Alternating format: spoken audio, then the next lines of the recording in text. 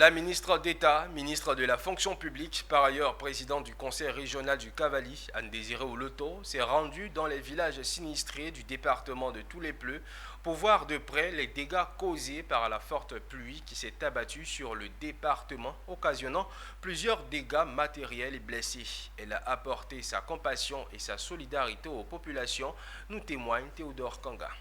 C'est une déferlante, une tornade rageuse qui s'est abattue ici. Elle ne s'est pas contentée d'assombrir le ciel. Elle a également laissé un épais voile empêchant les populations de regarder demain avec sérénité.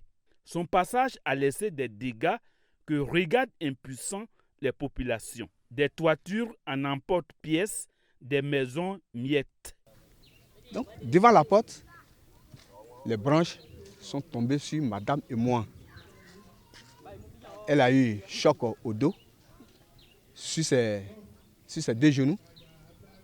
Moi, il y a une tôle qui est venue fendre, comme on appelle mon visage que vous voyez là. Il y a ma fille de 12 ans, qu'une feuille de tôle aussi a blessé sur son tibia. Il y a un autre fils encore qui a été touché sur la tête. Mais comme pour moi, c'était grave, parce que la maison était tombée sur moi. Donc on m'a pris, on m'a mené en main. Demain, maintenant, on a fait la radio. On dit non, il n'a pas eu de fracture, mais c'est le choc au niveau de mon genou droite. On s'est bien occupé de vous.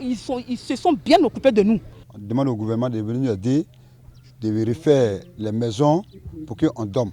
Sinon, actuellement, il y a eu 163 maisons détruites à Ziambli. Donc, le gouvernement a aussi pensé à ça pour qu'on dort. Mais tout le monde est marié ici. Il y a des enfants, vous êtes 4, 5, vous êtes réfugié chez quelqu'un, ce n'est pas bon. On souhaite que l'État vienne en aide en nous envoyant des ciments, des tôles, pour que les maisons qui ont été décoiffées ou des bâtiments qui sont tombés puissent les réparer. Un soleil cependant dans ce ciel assombri.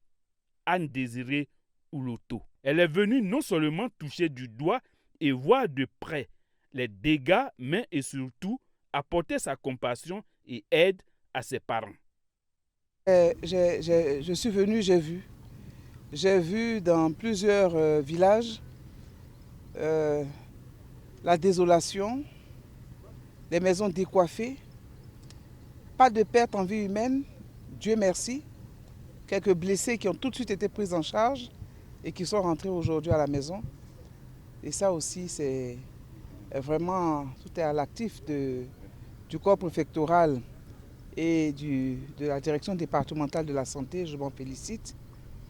Mais la désolation est réelle.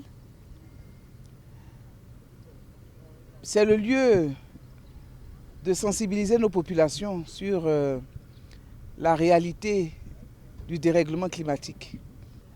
Le gouvernement s'organise à travers le ministère de la Solidarité pour rejoindre bientôt les populations à l'effet d'apporter des réponses à leurs préoccupations. En attendant que le gouvernement ivoirien fasse parler son cœur, les populations sinistrées sont devenues des réfugiés dans leur propre village.